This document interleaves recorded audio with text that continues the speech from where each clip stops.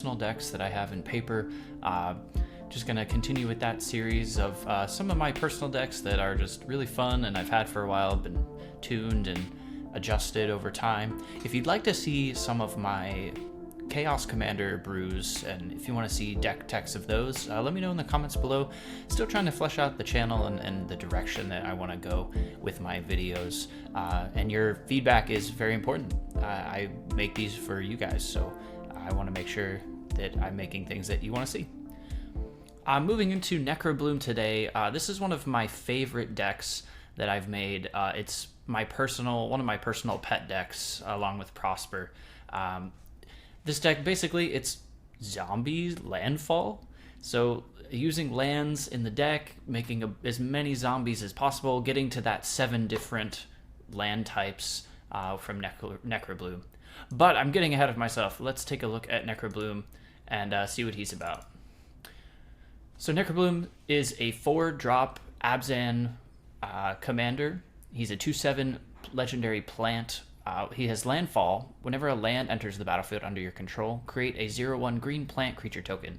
If you would have 7 or more lands with different names, you create a 2/2 zombie token instead. Land cards in your graveyard have dredge 2. So this is Field of the Dead in the command zone, essentially. If you have 7 different lands among lands you control, every time you play a land, you'll get a zombie.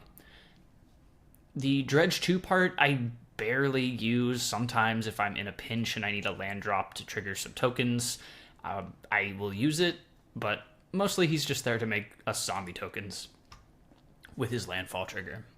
So usually when I make decks, I follow the command zone's guide of, targeted removal, ramp, whatever your plan cards are, mass disruption, targeted disruption, draw, and then your lands. I really like their format. Rachel Weeks did a great job fleshing that out and making something pretty consistent and concrete to go to, and I think it's a great formula, so I use it pretty frequently now. Starting with the draw category today, anything that gives us value, card draw, that sort of thing. We have Esper Sentinel.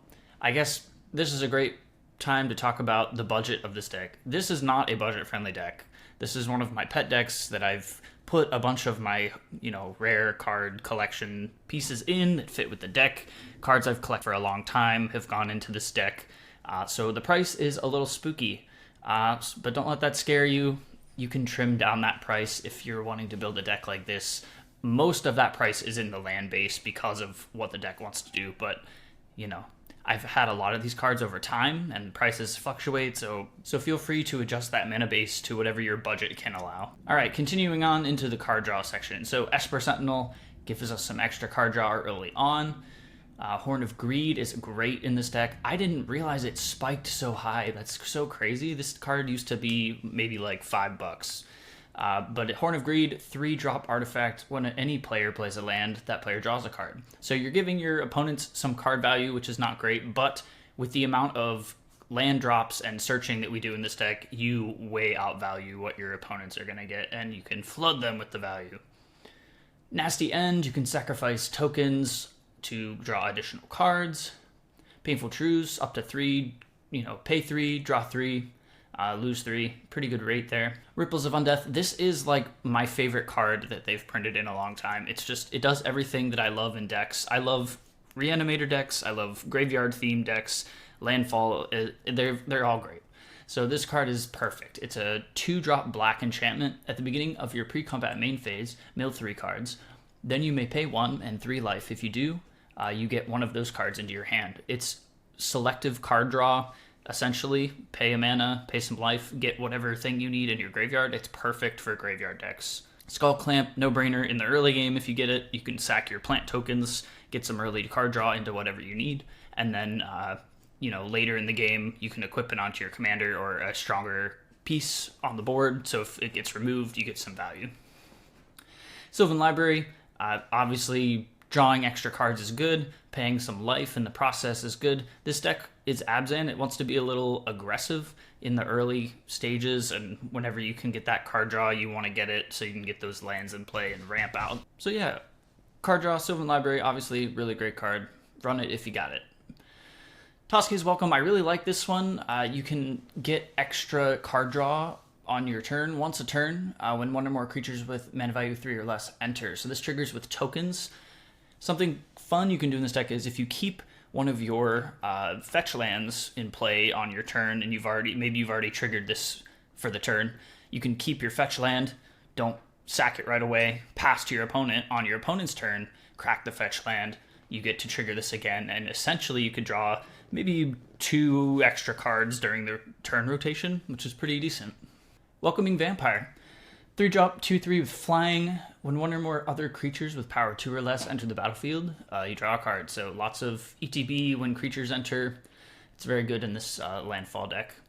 Yawgmoth. He is a monster in this deck. If you get enough tokens going, you can just draw into so much value and put your opponents back to the Stone Ages. He's very, very strong draw piece here. Play him if you got him. We're just going to keep working our way over the land base here. I will spend a little time on this because lands do matter in this deck. Normally I don't really spend a lot of time on lands, but this one is an exception.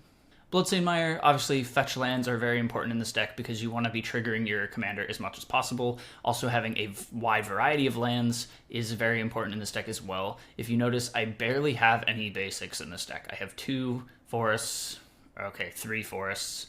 I have a plains, and I have 1 swamp, I think. So just very few basic lands, but we don't need them as much. We're looking for the unique lands that have, you know, swamp, forest, plains types on them. So fetch lands, obviously. Bojuka Bog for some graveyard hate. We have our lands that have forest, plains. Any land that has those subtypes is very, very good in this deck for our other land tutors.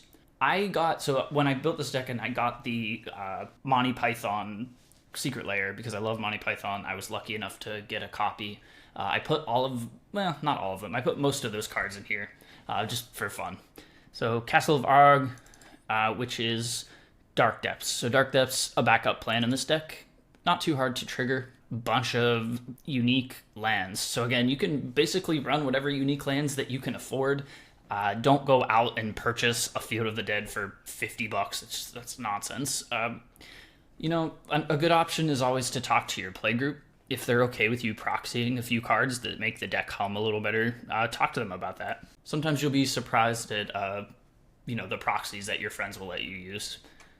You know, don't go crazy. Don't be running, CEDH staples. But, I think some of these, like the fetch lands, if you can't afford a $40 fetch land, but you want this deck to work well, see if they're okay with you proxying it. Necrobloom Snarl, Overgrown Tomb, Blue Delta more fetch lands. Shifting Woodland does a lot of work in this deck. I was very surprised at how much it did, actually. We do a lot of milling in this deck, and this card, if you can get it in play, every turn you can get one of your important land drop pieces or creatures from your graveyard into play, and it's super, super strong. Highly recommend. I do run a few of the snow-covered lands just to get more variety. Terramorphic, of course, is a good fetch land on cheap. I run the Pain lands, Thespian Stage for that Dark Depths combo. Have Dark Depths in play the Thespian Stage. If you pay to turn it into a copy, you sack the original. This becomes a copy with no counters, and then you get Merit Lodge into play. It's pretty good. Tomb Urborg and Yavimaya to get extra land types on your lands, just in case you need some color fixing. And then whatever other lands that you'd like that are unique. All right, now we're going to move over to our Mass Disruption category. I'm a little light on Mass Disruption. We don't necessarily want to be wiping the board all the time, but it's great in a pinch, especially if we got set back. Maybe our commander died a few times and we're just really behind the curve, or we didn't hit our land drops for some reason. These are our backup plans. So we've got Agadim Awakening. This is a good way to just, bring back a bunch of stuff from your graveyard. This deck has a pretty good mill package. We want to be milling things so that we can get those lands into play from the graveyard. That's one of the sub-themes of this deck. So this is a great card to have. It also functions as a unique land if we needed to in a pinch. Dusk, this one you could swap if you want. I run it because you can destroy everything with power 3 or greater, which dodges our commander, so our commander does not die to this. Also, the back half, if it gets milled, you can run it and bring back a bunch of your cheap power value pieces from the graveyard. We have quite a few of those we'll get into when we get to the playing cards section. Eerie Ultimatum, return any number of permanent cards with different names from your graveyard to the battlefield. This card is crazy good. especially if your graveyard's really full. Get a bunch of value pieces to the board or some big hitters, and you're all set. This card will win you games. Elish Nor and the Grand Xenobite. I have the Secret Lair version of this, so that's why it's in the Phyrexian text. Basically, let's look at it. I always forget what this card does until I need to look at it. So let's switch it over a little bit. Sure, I totally have the 1 of 500, definitely. But Elish Nor, Grand Xenobite, 7-drop, 4/7 Praetor. It has Vigilance. Other creatures you control get +2/+2, and creatures your opponents control get -2/-2. So this piece is kind of a win con. Depends on the situation that you're in and what's going on. But basically, it'll pump up all your zombies, it'll weaken all of your opponent's things, and it'll give you a good board state to swing in and do a lot of damage. The last one is, again, Elish Norn. I love the Junji Ito art stuff, and so I picked up a copy of this way back when it came out. But it's Elish Norn, Mother of Machines, 5-drop, 4/7 Praetor. She has Vigilance, and if a permanent entering the battlefield causes a triggered ability of a permanent you control to trigger, it triggers an additional time. So this will trigger Necrobloom multiple times in a turn for each land that comes into play. Really, really strong. And then permanents entering the battlefield don't cause abilities of permanents your opponents control to trigger. So a little bit of a stacks piece against your opponents. I don't play it for the stacks. I play it for that first ability. The second piece is just kind of, I guess, a bonus. I try to avoid stacks if I can, but this card is just too strong in the deck not to run. So the more zombies, the better. So there it is. All right, let's look at the plan cards. I'm just going to work my way down the list and kind of mention cards as I need to. Ancient Green Warden gives us the ability to play lands from our graveyard, which is very important in this deck. The more land triggers we have, the better. And then this doubles up land triggers from our commander, so very strong. Anointed Procession doubles tokens. Again, the plan is to go wide and swing out at your opponents, so we want as many tokens as we can get. Conduit of Worlds, again, playing lands from graveyard is really important, so we have a lot of redundancy of that in this deck. This one also lets you play something from your graveyard in a pinch, a very good utility on that. Craterhoof's one of our win cons, the other being Finale of Devastation, basically pumping up all our zombies, swinging in for lethal. That's the goal. Crop Rotation to get a utility land if we need it. Crucible of Worlds, again, more redundancy for lands in the graveyard. Dread Return's pretty good if you have, if you're needing one of your big creature pieces that got milled. You can bring it back by sacking some plants or zombies. Eternal Witness to get stuff back from the graveyard, very important. Life from the Loam, it fuels our graveyard, gives us some dredge and gets some lands to our hand. Parallel Lives, again, more zombie production, or plants, I guess, in the early game. More redundancy for playing lands from the graveyard to get our fetches back. Realms Uncharted is a great card if you have a copy. I was lucky enough to have one just from collecting, but it lets you search for 4 land cards with different names. An opponent chooses 2 of them, put the chosen cards in your graveyard and the rest in your hand. So basically, if you have one of your land to graveyard cards in play, it's a no-brainer. You get all 4 of these cards, and it's really good. It gives your opponents an illusion of choice, if you will, so very, very strong. Scoot Swarm is a no-brainer in this deck. It's not a zombie, so it's a little bit off theme, but it's just such a crazy card. I had to put it in here. Shigeki is a newer addition for me, but this card is really good. It does a lot of work, even though it's, play it for 2 does nothing, but then the next turn you can bounce it to reveal the top 4 cards of your library. You can put a land from among them on the battlefield tapped, and then the rest in your graveyard. So he fuels our graveyard, he ramps us a little bit, and then you can use his discard ability after you've activated the first ability, to return non-legendary cards from your graveyard to your hand. Really, really strong utility piece for this deck. 6 is another strong piece in this deck. 2/4 with Reach. He costs 3 mana. When 6 attacks, you mill 3. You put a land card from among them into your hand. And as long as it's your turn, non-land permanents in your graveyard have Retrace, which means if you discard a card from your hand and pay the cost, you can play it from your graveyard. Really, really synergistic in this deck. Really good way to get value pieces back out of the graveyard. Springheart, just to make copies of some big value pieces on the board, or to just get some extra tokens for chump blocking, or for to go wide and win the game. Sylvan Safekeeper, some protection, and then Rite of the Reliquary. I really like this card in the deck. It's a black-green 2/2 zombie knight. It is a zombie, so it fits the theme, and it has Vigilance. White of the Reliquary gets +1/+1 for each creature card in your graveyard. and then you can tap it, sack another creature, search your library for a land, put it on the battlefield tapped, and then shuffle. So you can sack this your plant tokens in the early game to get out, your Field of the Dead or whatever other lands you need. I guess I will go back and say quickly that Glacial Chasm is a crazy card. It's a game changer for a reason. Anytime I play this card, the game kind of stalls. So I run it.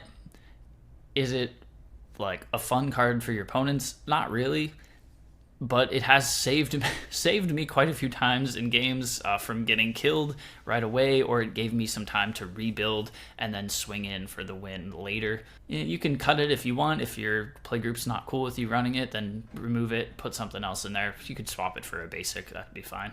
All right, moving on to the ramp side of our deck here, we've got the African Swallow, Birds of Paradise. Again, I had the Monty Python Secret Lair, so I put a bunch of those in here. I like to joke that the Necrobloom is the shrubbery. The shrubbery has gained sentience and is hungry for blood. So Birds of Paradise is some ramp. Aftermath Analyst, a great way to mill your graveyard and then bring all your lands back into play. So that's one of the other side pieces of this, is like you have your commander out, and we have a few pieces in this deck that let you just play those lands in mass from the graveyard, getting a bunch of tokens right away. Really strong. Arbor Elf for some ramp. Arcane Signet, obviously. Azusa lets you play additional land drops, really strong in this deck. Blossoming Tortoise is strong. It mills us, which is exactly what we want, and then we can get lands back. Land creatures on this doesn't really matter. We just want it for the first ability. Dryad of Lycian Grove it does some color fixing for us and lets us play additional lands. Exploration, play additional lands. This card is crazy expensive. It's kind of fluctuated in the past few years, so I picked one up when it was cheaper. I would wait on this, or you can proxy it, see if your friends are okay with it. It's not like a huge high impact card, but it does help the deck a lot. Farseek, some land and ramp. Hedge Shredder is so strong. I love this card from Duskmourn. 4-drop, 5/5 vehicle.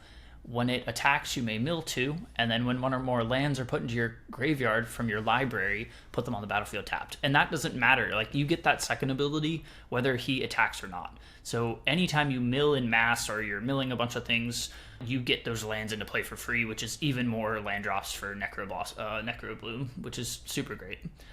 I call him Necroblossom sometimes. I don't know why. I think there's a land with that name, so my brain just crosses them over, but sorry about that. Hour of Promise, a good way to get any lands from your deck, so a good way to get our Field of the Dead land, and then you can get some extra zombies if we had deserts in this deck. We don't, but you could run some deserts maybe as an option if you want to get a little more synergy out of this. Lotus Cobra, obviously, for ramp, from Landfall. Oracle of Moldiah lets us look at the top card and then play the top card. Lets us play lands from our deck, so really, really good. Sorbet Scales is Astronaut's Altar, so, sacking your zombies or your plants to get extra mana is always good.